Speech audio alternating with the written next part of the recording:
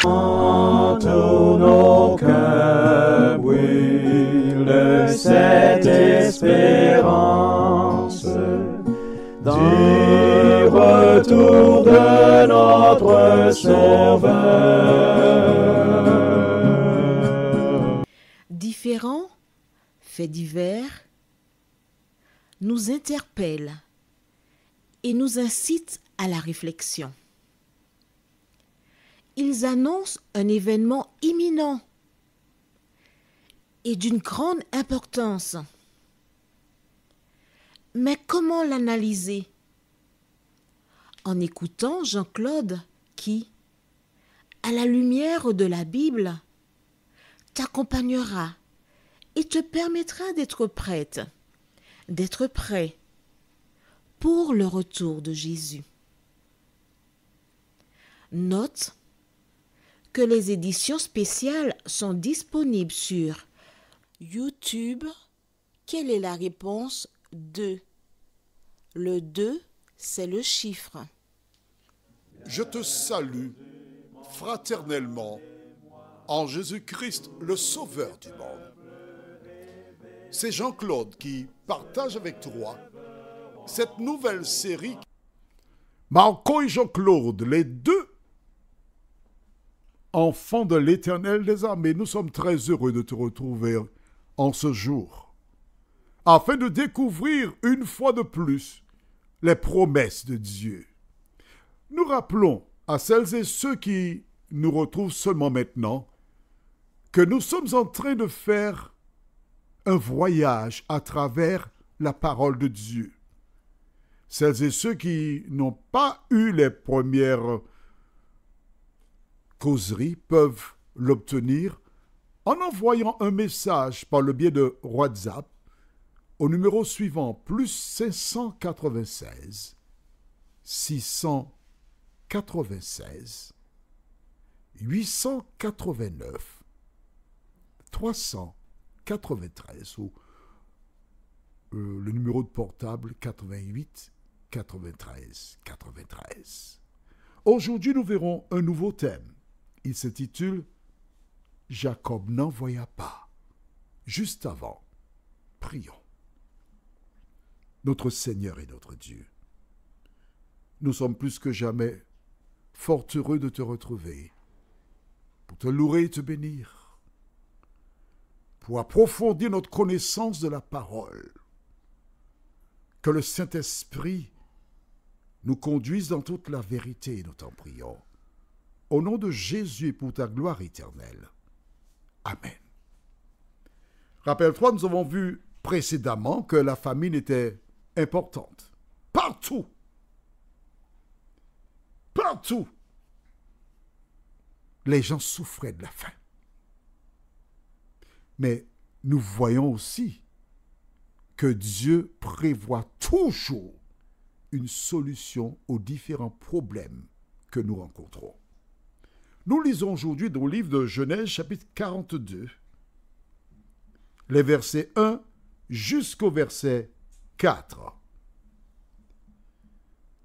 Genèse 42, je voudrais que tu trouves, parce que j'aime bien quand tu lis en même temps que moi. Il ne faut pas te contenter d'écouter les gens. Il faut lire pour toi-même la parole. Genèse 42, versets 1 à 4 déclare: Jacob, voyant qu'il y avait du blé en Égypte, dit à ses fils: Pourquoi vous regardez-vous les uns les autres? Il dit: Voici, j'apprends qu'il y a du blé en Égypte. Descendez-y pour nous en acheter là, afin que nous vivions et que nous ne mourions pas. 10 frères de Joseph descendirent en Égypte pour acheter du blé. Jacob n'envoya point avec eux Benjamin, frère de Joseph, dans la crainte qu'il ne lui arrive quelque malheur. Jacob était âgé. Et il se trouve qu'il obtient l'information selon laquelle il y avait du blé en Égypte, qui le lui a rapporté, nous l'ignorons, mais il le sait.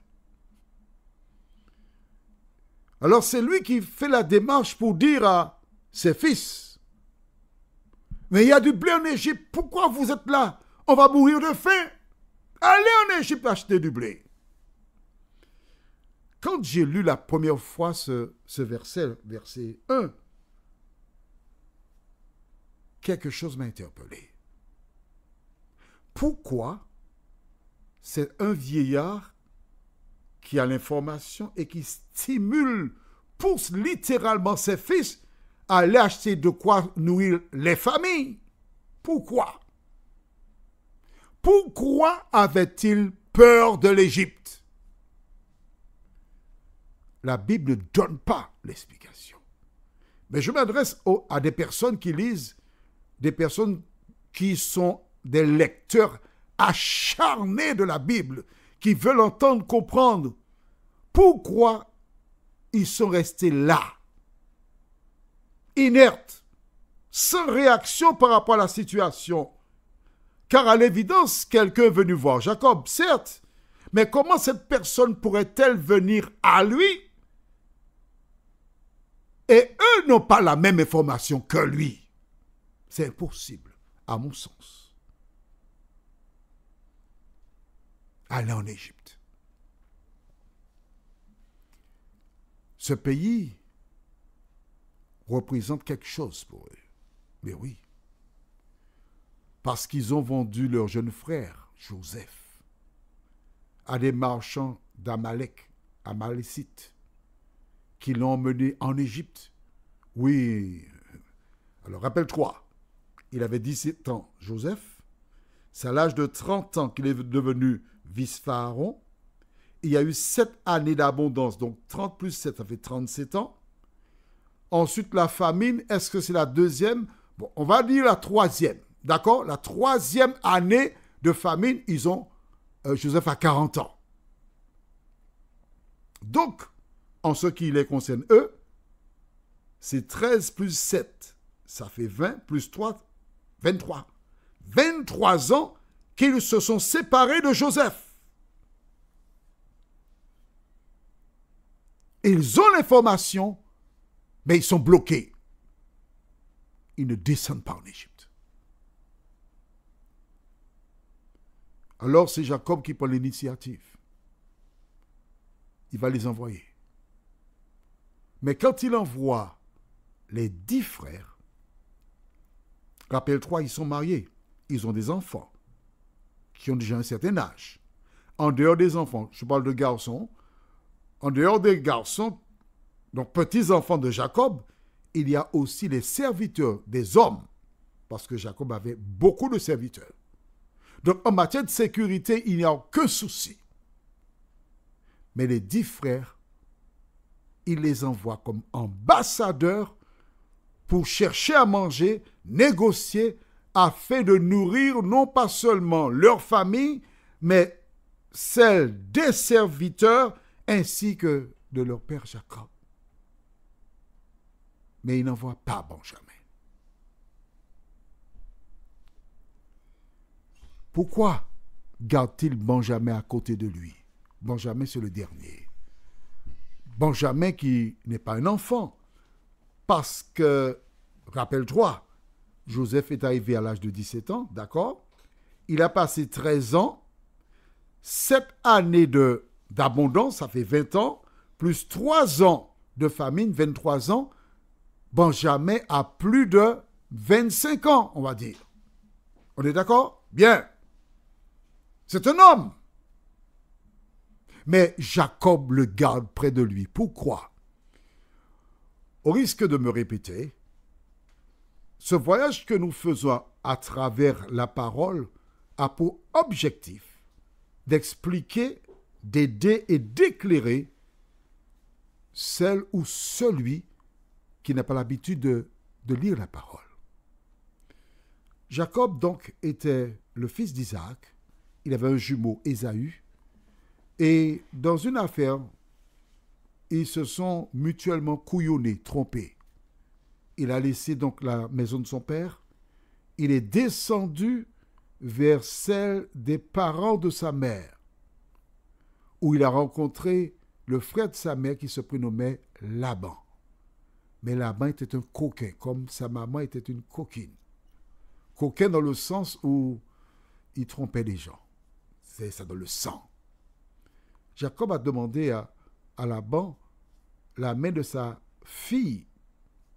En ce temps-là, il était possible de se marier entre cousins, jusqu'à présent du reste. Une fille qui se prénommait Rachel, parce qu'elle était belle, elle lui plaisait. La Bible nous enseigne donc que depuis ce temps-là, mais avant, l'homme regarde ce qui frappe les yeux, les belles femmes. Mais ce qui est important, ce n'est pas la beauté physique d'une femme, mais bien son caractère. Le jour des noces, Laban lui refila la fille aînée qui s'appelait Léa. Elle avait les yeux délicats. Et il donna à chacune d'elles une servante, et c'est à partir de ces 4 femmes qu'il a eu 12 enfants. Le dernier, Benjamin, quand Rachel le mit au monde, elle rendit le souffle de vie. Et ce sont donc des servantes qui l'ont allaité. Et Rachel, c'était son amour. Il a eu 2 enfants avec elle, Joseph et Benjamin. Les frères ayant vendu Joseph, il a reporté tout cet amour sur Benjamin. Et bien qu'il soit âgé, il le gardait près de lui. Parce que c'était le souvenir, le dernier souvenir de la femme qu'il avait aimée éperdument. Certes, les grands frères avaient souffert parce que Jacob avait fait une tunique de plusieurs couleurs pour Joseph. Il s'était débarrassé de Joseph, mais à quel prix? Le père avait été malheureux, refusant la consolation, pleurant, avec des crises de larmes. Et alors, ne restant que Benjamin, il s'est accroché à lui. Et les frères qui sont coupables d'avoir vendu Joseph n'avaient pas le choix que d'accepter cela. Je profite pour te dire, toi qui m'écoutes, si tu as 2 enfants ou 3, tu ne dois pas préférer aucun des 3, mais tu dois aimer les 3 de la même manière. De ton vivant, tu dois préparer ton départ. En quoi faisant? En développant chez eux l'esprit de solidarité. En leur expliquant qu'ils doivent se supporter, s'entraider, s'aimer et se donner la main, quelles que soient les épreuves de la vie. Tu peux laisser des richesses pour tes enfants. Mais si tu n'auras pas appris à s'aimer, à se respecter, à se soutenir, quand tu fermeras les yeux, certains voudront régler les comptes. Quand tu fermeras les yeux, certains chercheront à se venger. Quand tu fermeras les comptes,